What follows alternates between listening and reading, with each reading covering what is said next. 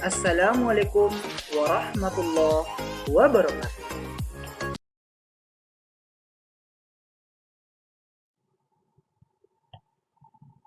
Perkenalkan, nama saya Taufik Hidayat dari kelas 3D PJKR NPM 1910 6310 70 126. Di video kali ini saya akan membahas tentang sebuah materi, yaitu evaluasi kurikulum pembelajaran. Seperti apa sih pengertian, konsep, lalu pendekatan-pendekatan yang dilakukan dalam evaluasi ini? Yuk kita langsung simak materinya. Nah, untuk yang pertama kita bahas terlebih dahulu nih tentang pengertian. Pengertian evaluasi. Evaluasi adalah sebuah pengukuran dan perbaikan suatu kegiatan seperti membandingkan hasil, kegiatan, dan menganalisisnya. Nah, jadi lewat evaluasi ini, dalam tanda kutip, kita bisa mengetahui kelebihan dan kekurangan dari sebuah program ataupun kegiatan yang kita laksanakan. Nah, setelah kita mengetahui kekurangan dan juga kelebihan, kita bisa memperbaiki dan juga membuat program kita lebih baik lagi.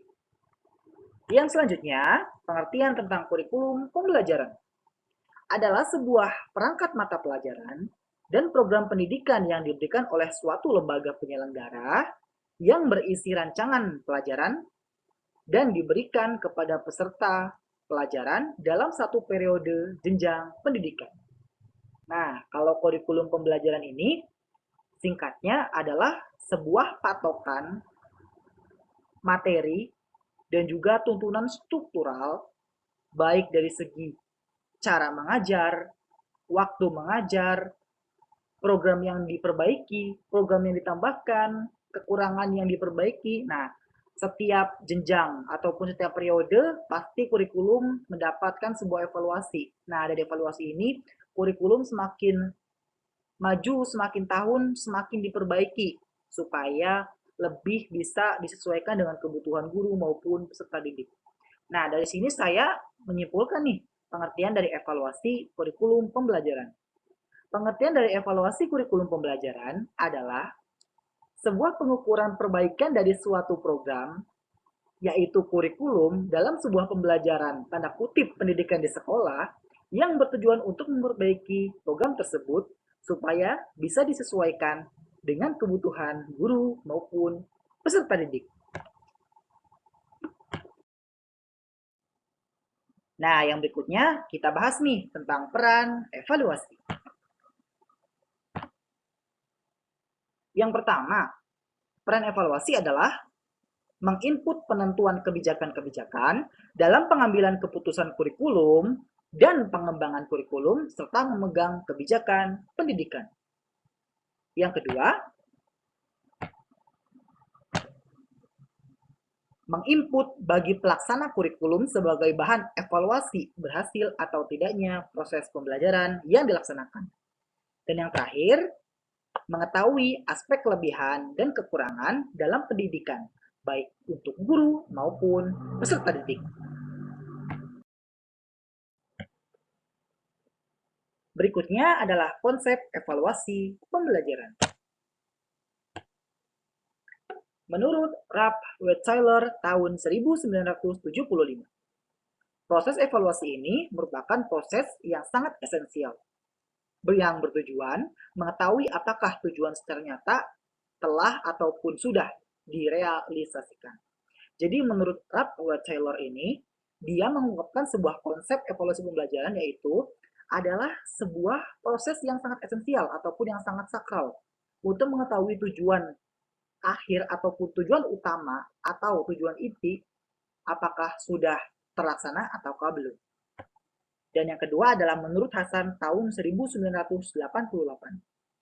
Menurut Hasan, evaluasi pembelajaran yaitu adanya konsep dasar pertimbangan atau judgment yang dapat dipertimbangkan, maka dengan pertimbangan itulah ditentukanlah nilai dari sesuatu yang sedang dievaluasi. Jadi menurut Hasan ini, konsep dari evaluasi pembelajaran adalah sebuah konsep dasar pertimbangan yang digunakan untuk menimbang ataupun mengukur sebuah nilai dari suatu program yang telah dijalankan. Nah, berikutnya adalah hal yang dipertimbangkan dalam evaluasi pembelajaran. Yang pertama, ada menentukan tujuan penilaian. Jadi, yang pertama adalah menentukan terlebih dahulu tentang tujuan apa yang akan kita tuju. Jadi dalam mempertimbangkan sebuah evaluasi pembelajaran, kita harus menentukan terlebih dahulu arah yang akan kita evaluasi. Apakah mungkin di psikomotor ataupun mungkin dinilai, ilmu pengetahuan, tata krama, sopan santun, dan masih banyak aspek yang lain. Yang kedua, mengidentifikasi kompetisi. Nah, maksud dari mengidentifikasi kompetisi ini adalah kita dapat meneliti ataupun menelaah lebih lanjut tentang kompetisi-kompetisi yang dilaksanakan dalam sebuah kurikulum yang terjalankan. Jadi lewat telaah ataupun analisis ini kita bisa menentukan evaluasi yang tepat.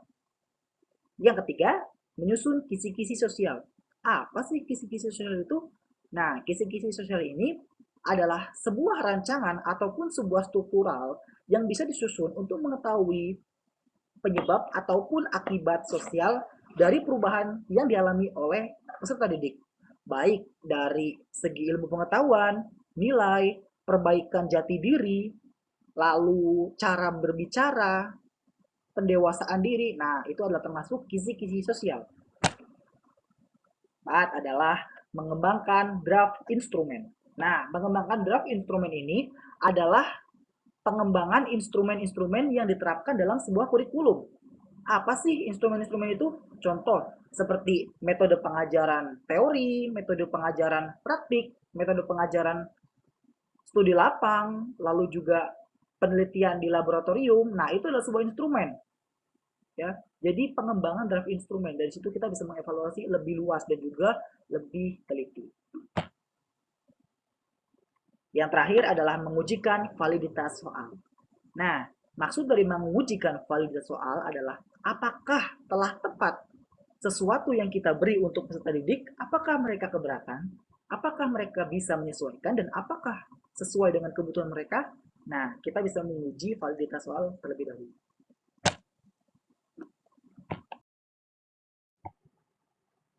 Nah, yang berikutnya ada kriteria penilaian dalam sebuah pembelajaran. Yang pertama adalah kesesuaian kompetensi dasar, indikator, dan hasil belajar. Nah, jadi guru dalam menentukan sebuah nilai yang pertama harus mengerti dulu ataupun memahami tentang kompetensi dasar yang diberikan. Lalu yang kedua tentang indikator. Indikator dari kemampuan siswa. Indikator dari setiap sulit ataupun mudahnya sebuah soal ataupun materi, referensi ilmu. Nah, yang terakhir baru hasil belajar. Bagaimana hasil dari guru ataupun dari peserta didik itu sendiri. Apakah peserta didik bisa memahami dengan baik? Apakah peserta didik nyaman dengan sesuatu yang disampaikan? Nah, yang kedua adalah kesesuaian pendekatan dan metode penilaian. Jadi pendekatan-pendekatan dan metode yang dilakukan harus bisa disesuaikan terlebih dahulu. Nah, ketika guru melakukan sebuah penilaian, tentunya terdapat sebuah metode yang dilakukan. Sebagai contoh, mungkin metode pengajaran teori, metode pengajaran praktik, metode pengajaran penelitian, menelaah, menganalisis. Tentunya berbeda-beda setiap aspek dan juga komponen-komponen yang ada di dalam setiap aspek-aspeknya. Nah, dari metode penilaian-penilaian tersebut, guru ini bisa melakukan pendekatan-pendekatan untuk menemukan sebuah nilai titik akhir. Apakah murid nyaman ataupun murid keberatan, ataupun tidak sesuai dengan kebutuhan murid, seperti itu.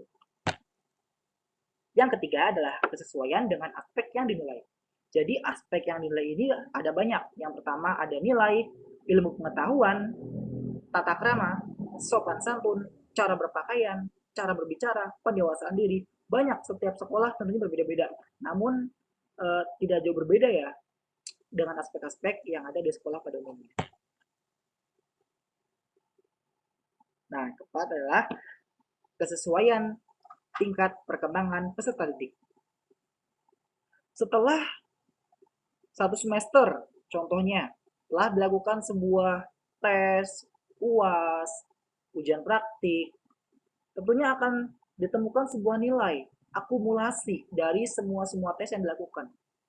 Nah, apakah tingkat perkembangan siswa ini signifikan ke atas ataupun malah drop turun? Nah, guru ini harus bisa mengakumulasikan setiap perkembangan-perkembangan peserta didiknya.